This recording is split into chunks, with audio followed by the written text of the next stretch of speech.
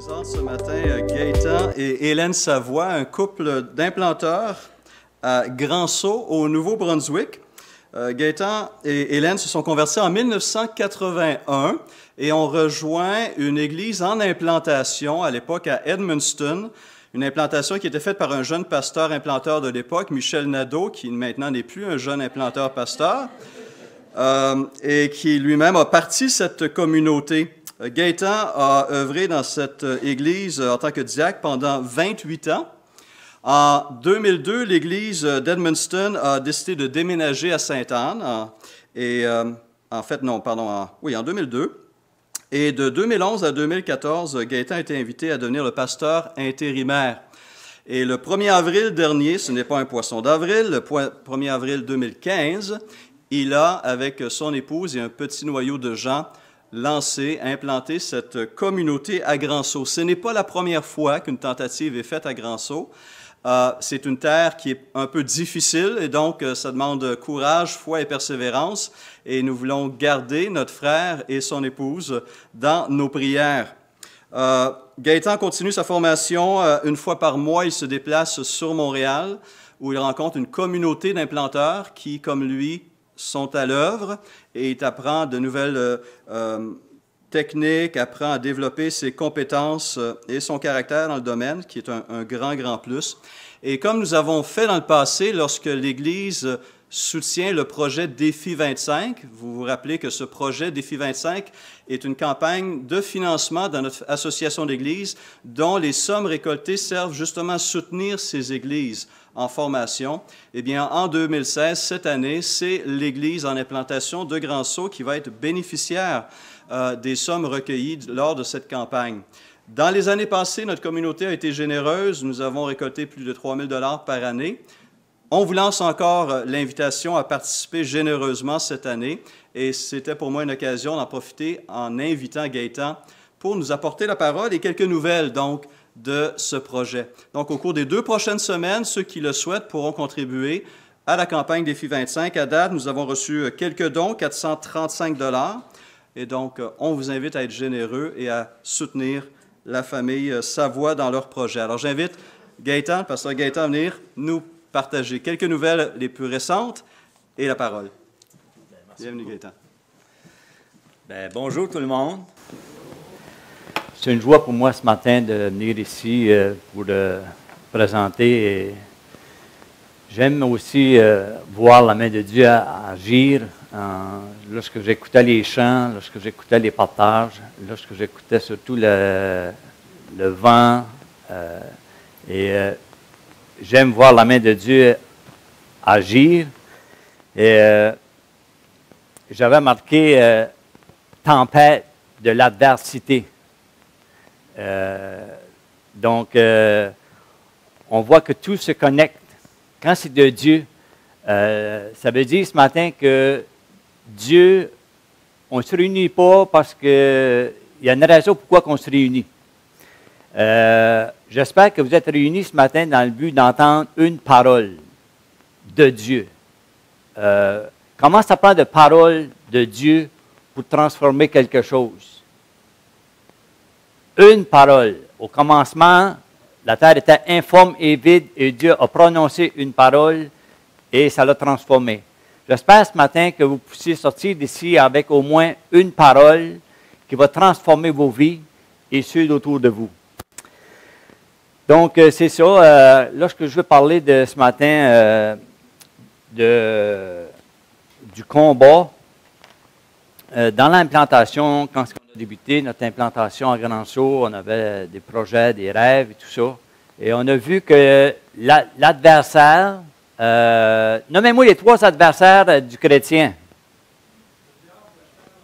Hey, c'est bon, hein? Il connaît ses adversaires, c'était combattant. Donc, souvent, on va attribuer les choses au diable, mais parfois, c'est nous autres qui le provoquent, la tempête. N'est-ce pas? Il ne faut pas tout attribuer au diable. Donc, nommez-moi de nouveau, la chair, le monde et le diable. Donc, on a vu le vent de l'adversaire dans l'implantation. Les projets qu'on avait, comme je vous ai dit, on avait tout planifié, mais ça ne s'est pas réalisé comme on pensait. Et on a vu vraiment l'adversaire qui ne veut pas que ça progresse, qui ne veut pas que ça avance. Mais par contre, on avait, comme je dis dans la vidéo, on avait une place de refuge, on avait une place où on peut s'accrocher. Et ça n'a pas été facile. Dans la tempête, parfois, tu veux lâcher, tu veux abandonner, tu veux dire, OK, ben, on va aller ailleurs. Mais quand tu as l'appel de Dieu qui est toujours là, tu entends la voix de Dieu qui dit, c'est ça, ben, parfois, c'est nous qui ne veut pas y aller.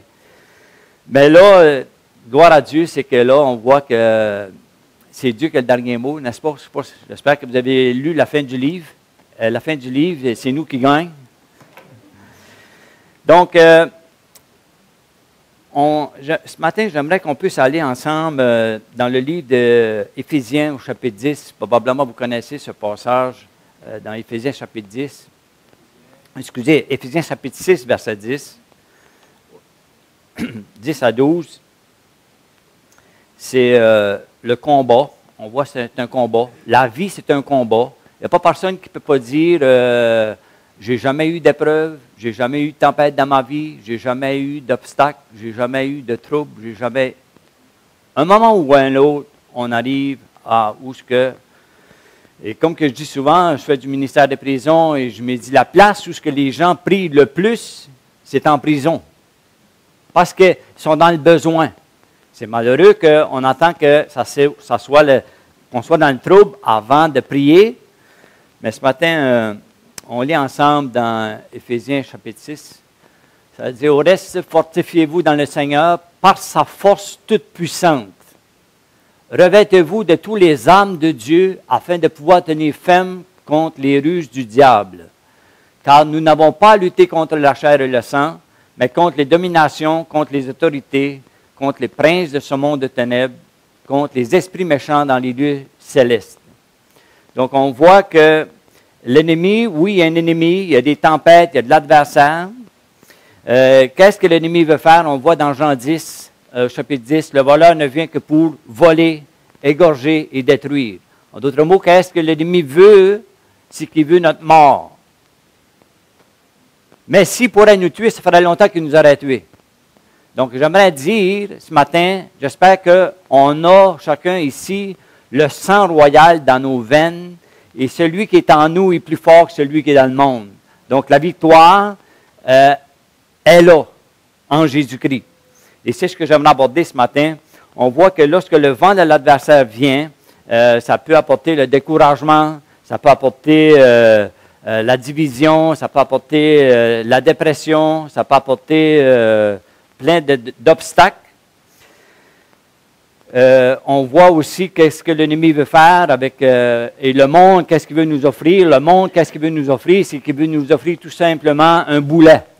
Vous savez, le boulet, lorsque tu as un esclave, que tu as le boulet attaché à la cheville, donc il veut rendre les gens captifs, soit du sexe, soit de la boisson, soit de la drogue, soit de la pornographie, soit tu es pogné avec cette captivité-là.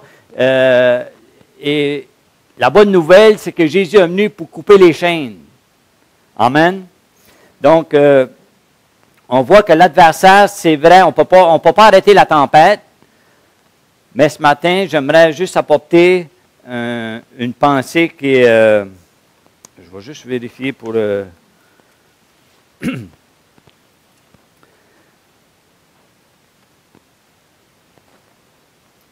Lorsque tu as l'assurance que Jésus, c'est ton appui, comme qu'on a vu avec la chanson, c'est mon rocher.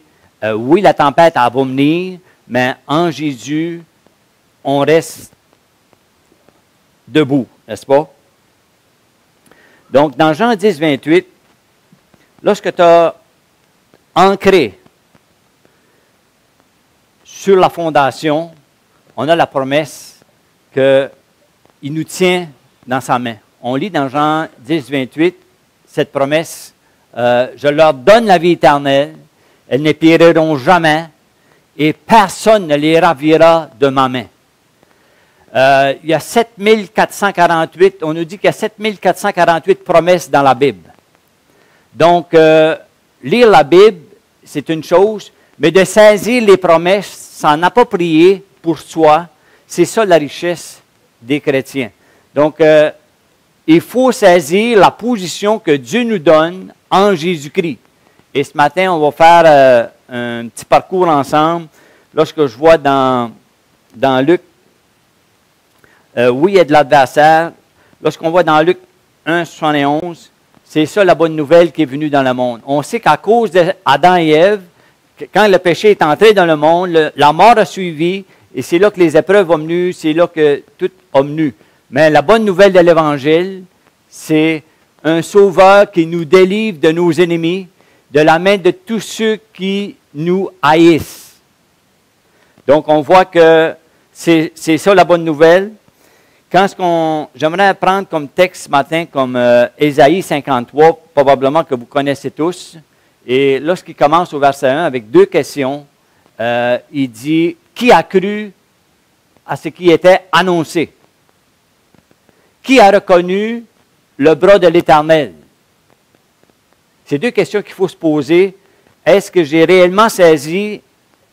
Et le verset 2, il nous dit, il s'est élevé devant lui comme une faible plante, comme un rejeton qui sort d'une terre déchaissée. Il n'avait ni beauté, ni éclat pour attirer nos regards. Et son aspect n'avait rien pour nous plaire. Méprisé, abandonné des hommes, homme de douleur, habitué à la souffrance, semblable à celui dont on détourne le visage. Nous l'avons dédaigné, nous n'avons fait de lui aucun cas.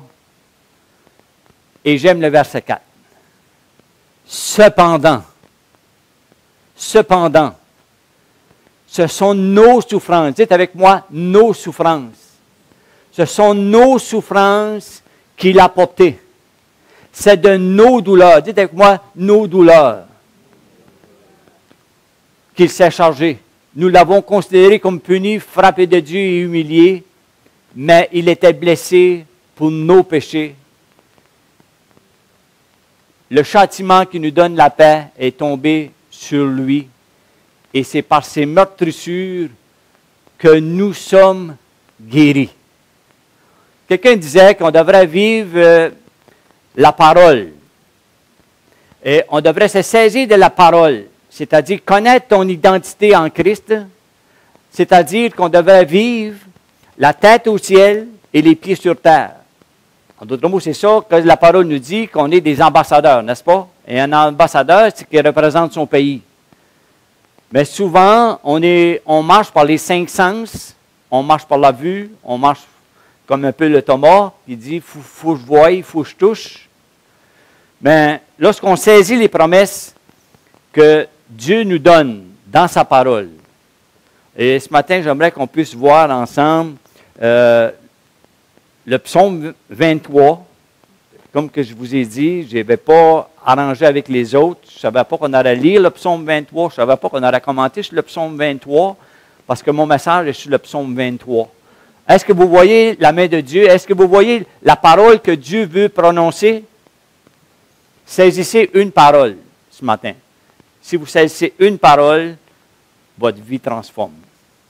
Amen. Donc, on lit le psaume 23 ensemble. Cantique de David, l'Éternel est mon berger, je ne manquerai de rien. Regardez toutes les promesses, et pas juste le lire, mais s'en saisir. Il dit, il me fait reposer dans de verts pâturages. Il me dirige près des eaux paisibles. Il restaure mon âme.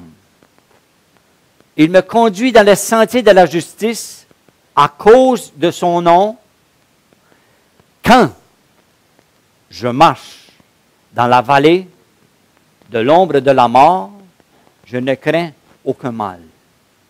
Laissez-moi juste faire une petite parenthèse ici. Quand je marche dans la vallée, trop souvent, les gens s'arrêtent dans la vallée. Il dit quand je marche dans la vallée. Il ne faut pas arrêter dans la vallée de l'ombre de la mort. Mais quand je marche, David va dire, je ne crains aucun mal. Pourquoi qu'il ne craint pas de mal dans la vallée de l'ombre de la mort, où tu es entouré d'ennemis, au risque de ta vie, parce qu'il avait les yeux fixés, il dit, je ne crains aucun mal, car tu es avec moi. C'est-à-dire que David ne marchait pas par ses émotions, mais David marchait par la foi, sur les promesses. Parfois, on prie, puis c'est comme si nos prières, est-ce que Dieu, tu nous entends vraiment? C'est comme si nos prières ne montent pas plus que le plafond. Pourtant, la parole dit qu'on a été justifié par la grâce. C'est-à-dire que Dieu te voit en Jésus-Christ comme si tu n'aurais jamais péché. Donc, tu as été rendu juste. C'est cette assurance qu'il avait. Il dit, ta houlette et ton bâton me rassurent. Et je vais m'arrêter sur le verset 5 qui dit, tu dresses devant moi une table. En face de mes adversaires, tu oins d'huile ma tête. J'aimerais ce matin qu'on puisse ensemble se poser la question, c'est quoi que sur la table? Lorsqu'il dit, tu dresses une table, qu'est-ce qu'il y a sur la table de Dieu? Et un autre point, c'est, il dit, en face de mes adversaires. Savez-vous que ça prend des adversaires? Qu'est-ce qui servent les adversaires dans nos vies? Les adversaires dans nos vies nous servent à nous élever. Peut-être que tu ne le vois pas présentement. Peut-être que tu ne vois pas, que tu penses que ton adversaire il est juste là pour te détruire. Mais ton adversaire est là pour t'élever. Lorsqu'on prend le cas de Joseph, que ses frères étaient ses ennemis. Ses frères ont voulu le mort, ont voulu le tuer, ont voulu et finalement ils l'ont vendu. Qu'est-ce que les adversaires de Joseph ont fait de lui? Ils l'ont élevé, n'est-ce pas? Et si on prend David devant son gros géant Goliath, qu'est-ce que ça l'a apporté à David? L'élévation. Jésus, ça nous dit dans la parole que Jésus, il est au ciel présentement et il a une couronne de gloire. Mais avant qu'il y ait la couronne de gloire, il y a eu aussi la couronne d'épines. Laisse-moi te dire ce matin que ton ennemi est là pour te lever. Dieu est là pour te bénir. J'aimerais ce matin que tu puisses saisir les promesses que Dieu a pour ta vie, que tu puisses saisir réellement l'héritage qui est destiné pour ta vie. Il dit, face à tes ennemis, il dit, je dresse une table en face de l'adversaire.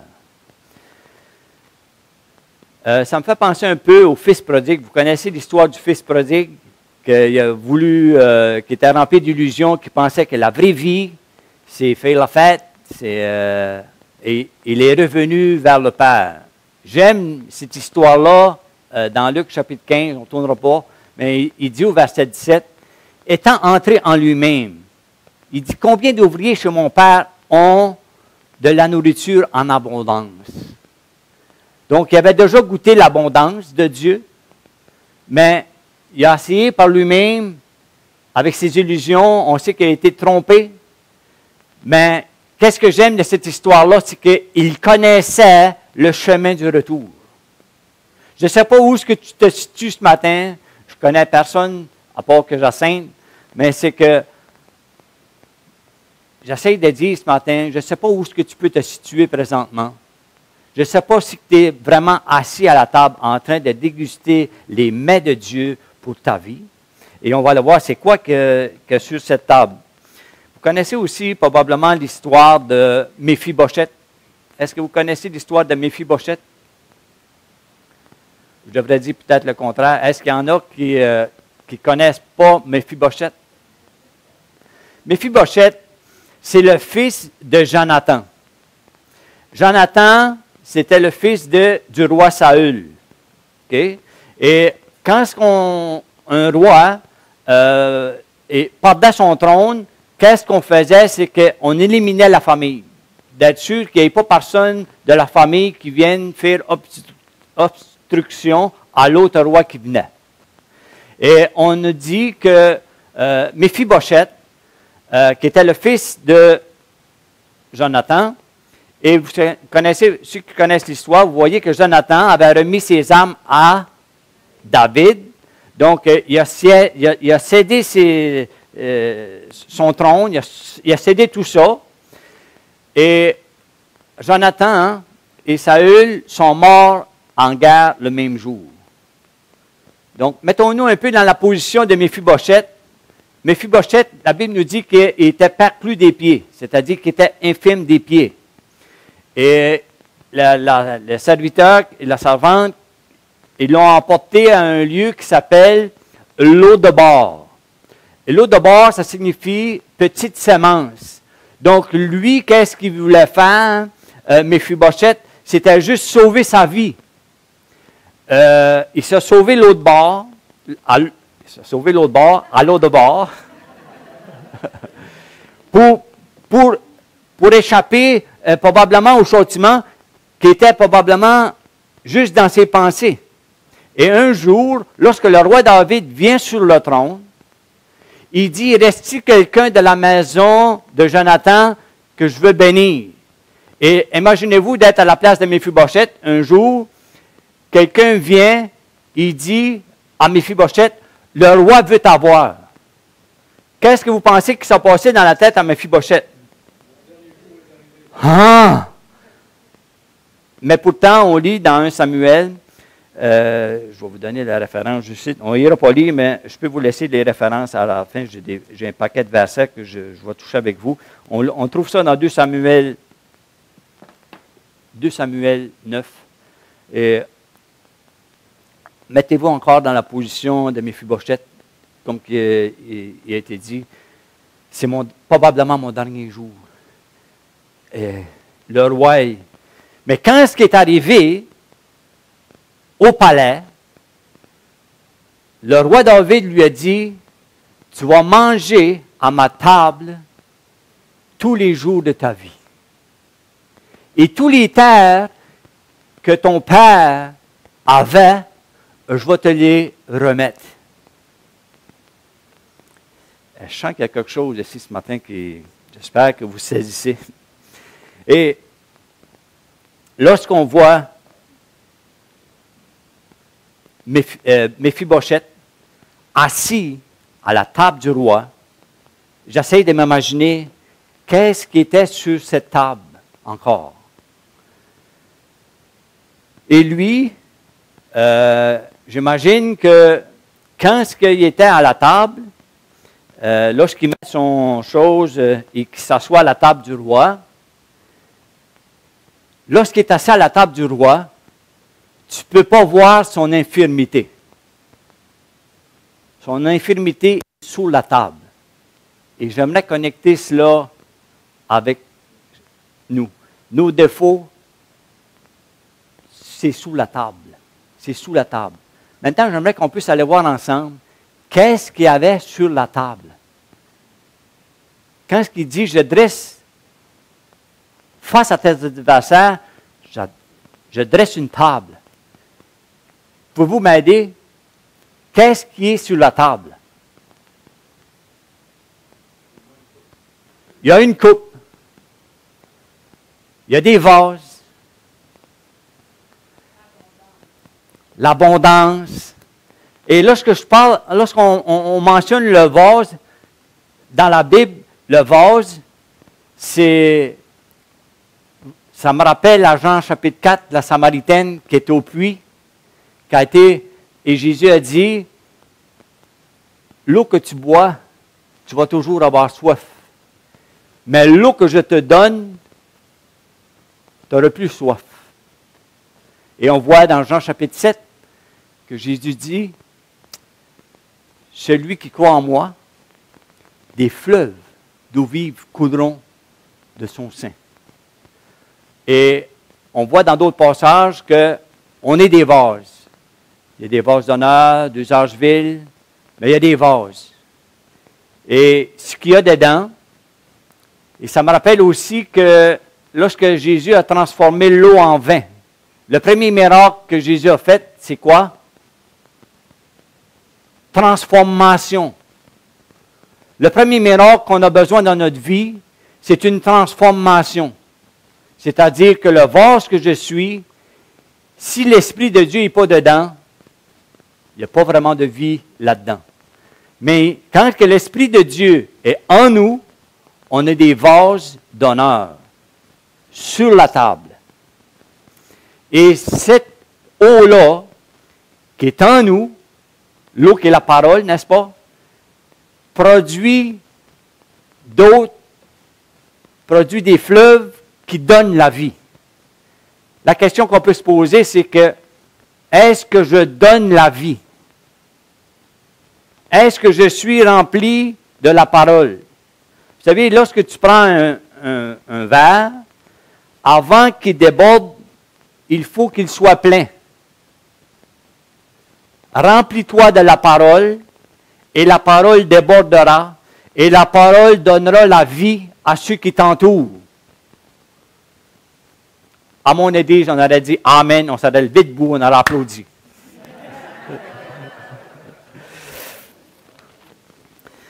Donc, qu'est-ce qu'il y a sur la table? Il y a la réconciliation. On voit dans 2 Corinthiens, on ne lira pas 2 Corinthiens 5, 18, on voit la réconciliation, on voit la justification, on voit le pardon, on voit le salut sur cette table, on voit l'amour sur cette table, on voit des clés aussi.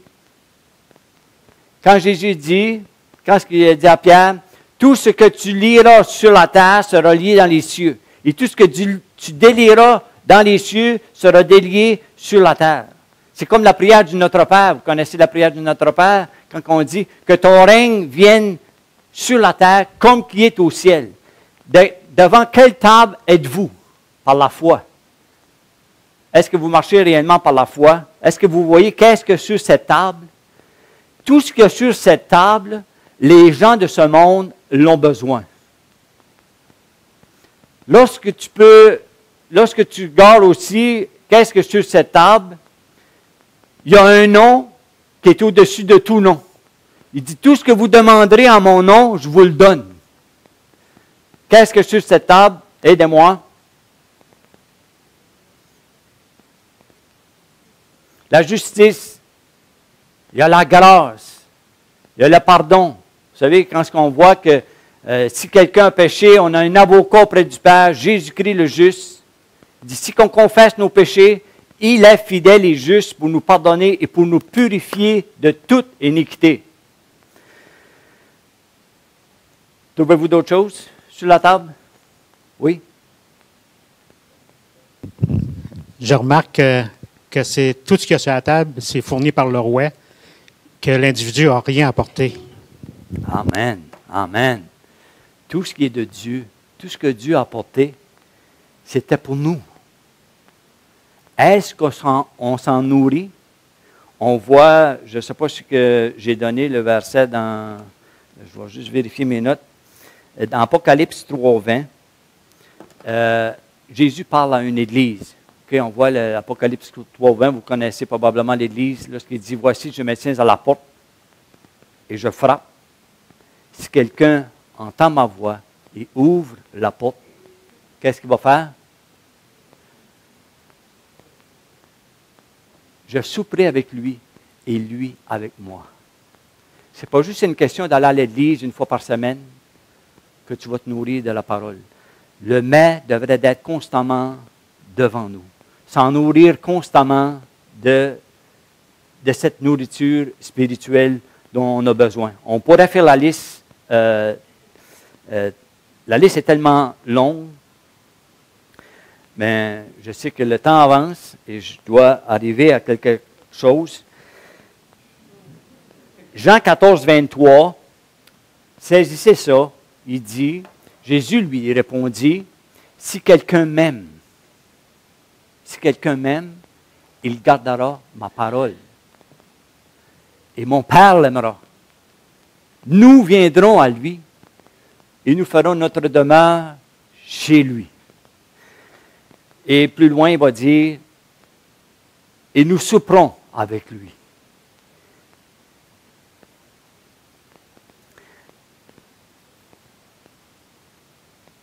Matthieu 11, 28. Jésus dit, venez à moi, vous tous qui êtes fatigués et chargés, et je vous donnerai du repos. Qui doit s'approcher de Dieu? Tout le long du ministère de Jésus, on voit que Jésus, lorsqu'il fait son ministère, c'est qu'il invite les gens à venir à lui. Il ne court pas. Vous savez, quand j'étais plus jeune, j'ai été chargé pour, je ne sais pas comment dire en français, des break and enter, c'est-à-dire que tu défonces des places que tu n'as pas le droit. J'ai déjà été chargé pour ça. Mais Jésus, il ne défonce pas de porte. Il dit, venez à moi, vous tous qui êtes fatigués et chargés. Est-ce qu'il y a des gens ici ce matin qui sont juste fatigués, qui sont chargés, que tu portes quelque chose qui est pesant sur toi? La Bible nous dit que si tu connais le Fils, tu vas être réellement libre. Et on n'a pas été créé pour porter ces fardeaux. Mais Jésus est venu pour nous enlever ces fardeaux.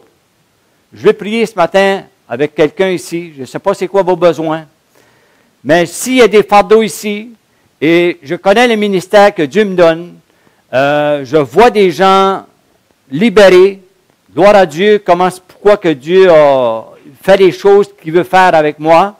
Mais je sais, comme Paul dira, je sais en qui j'ai cru.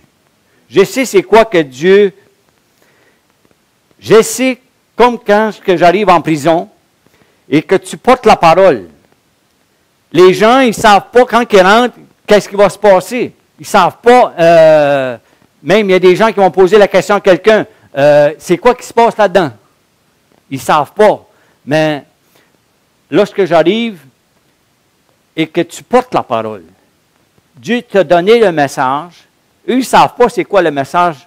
Mais moi, j'ai été sur la table, j'ai mangé, et Dieu m'a donné quelque chose, et je porte cette chose, et lorsque je le remets, il y a quelque chose qui se passe, et c'est juste pour ça que je veux vivre. Je veux donner. Il dit, vous avez reçu gratuitement, donnez gratuitement. Mais les gens, lorsqu'ils rentrent, qui ne savent pas ce qui se passe, je vais lui dire, quand vous allez sortir, vous ne serez plus pareil. Les gens ils se posent des questions, qu'est-ce qu'il y a de spécial? Parce que je sais l'onction que Dieu me donne. La Bible dit que l'onction qui brise le joug, ça fait 19 ans que je travaille avec des gens qui sont pris avec toutes sortes de captivités, captifs moi-même. Et comme que je dis souvent aux détenus, je ne pourrais pas prêcher la délivrance si moi-même je n'ai pas été délivré. Je sais de quoi que je parle. Je sais qu'est-ce qu'il peut faire.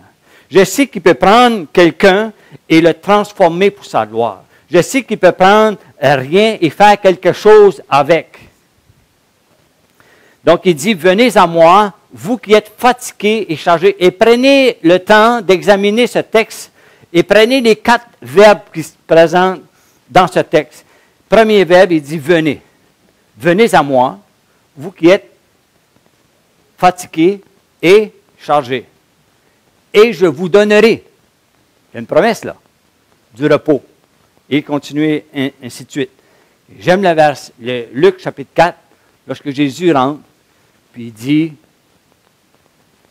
l'Esprit du Seigneur est sur moi, parce qu'il m'a oint. On a vu dans le texte, face à tes adversaires, il dit, tu oins d'huile ma tête, et ma coupe déborde. Est-ce que vous connectez? Ma coupe déborde. Il dit, l'Esprit du Seigneur est sur moi parce qu'il m'a oint pour annoncer une bonne nouvelle aux pauvres. Il m'a envoyé pour guérir ceux qui ont le cœur brisé. Je ne sais pas s'il y a des cœurs brisés ici ce matin, mais Dieu veut le guérir. Encore là, mon Église aurait dit quelque chose. Pour proclamer aux captifs la délivrance et aux aveugles le recouvrement de la vue, pour envoyer libre l'opprimé, pour publier une année de grâce du Seigneur. Voyez-vous la richesse qu'il y a? Ça, ce n'est pas de la religion. Ça, c'est de l'Évangile. L'Évangile est vivante.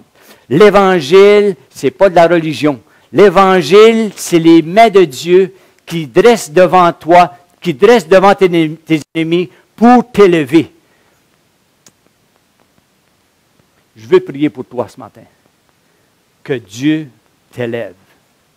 Et laisse-moi te dire qu'il va t'élever. Est-ce qu'il y a quelqu'un ici qui a des ennemis? Est-ce qu'il y a des vents dans la tempête? Il y en a au moins une. Pour les autres, peut-être que ça va arriver. Okay? Donc, je veux vous bénir avant de m'en aller. Donc, lorsqu'on voit que les ennemis sont là, on ne les aime pas, mais c'est pour t'élever. Ils sont là pour t'élever. J'aimerais parler sur ta vie ce matin. Je vois qu'il y a quelque chose de grand qui s'en vient. Que tes yeux, peut-être que toi, tu te vois encore petit, mais Dieu a des grandes choses pour ta vie.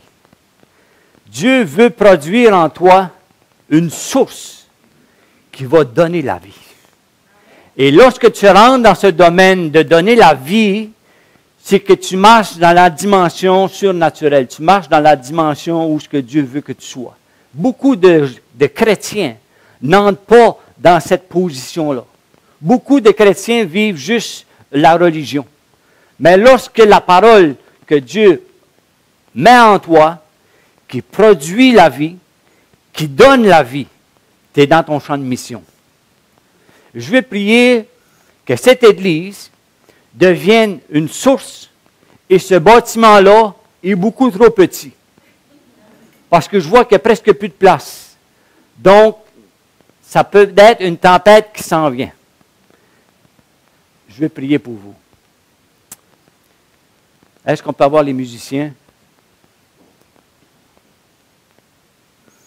Est-ce qu'il y a des gens ce matin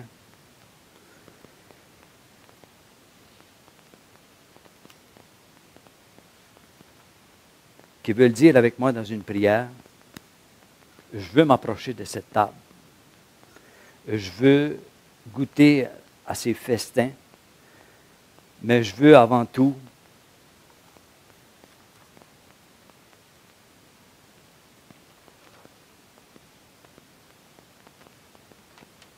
qui me délivre.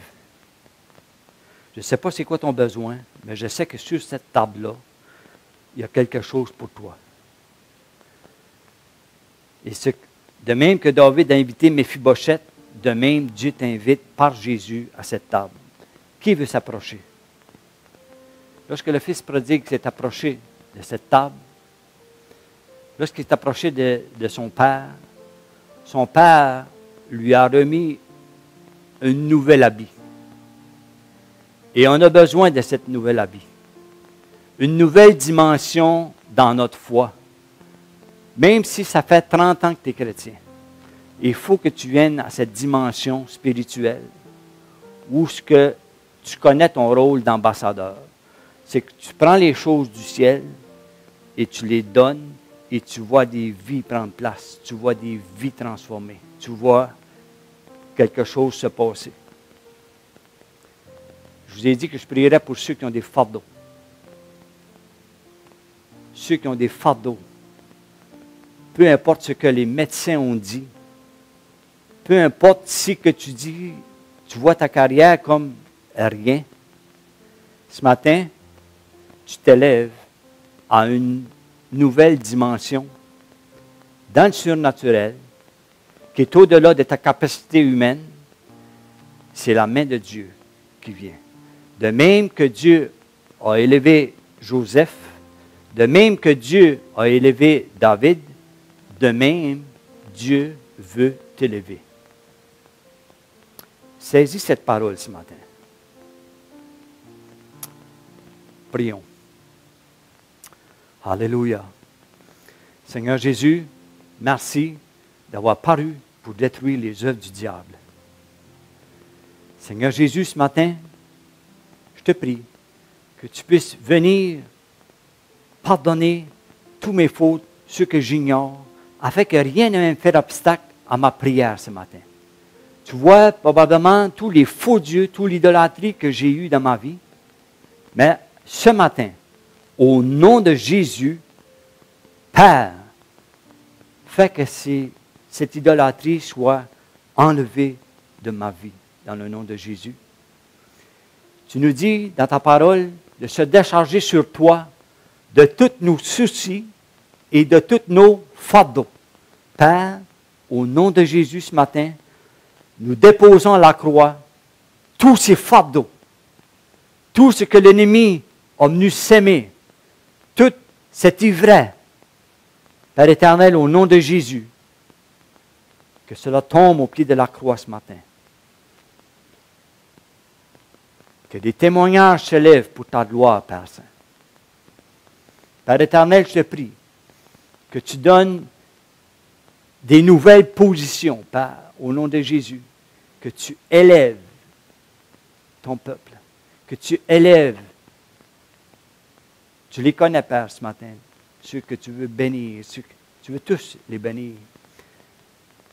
Mais Père éternel, je te prie, Père, ce matin, que l'onction qui brise le joug soit déversée sur chacun, Père. Que cette table que tu dresses devant l'adversaire coule. Que tu brises le joug. Au nom de Jésus, Père. Brise le joug.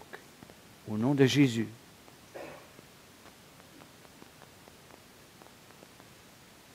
Que ta gloire éclate au milieu de ton peuple.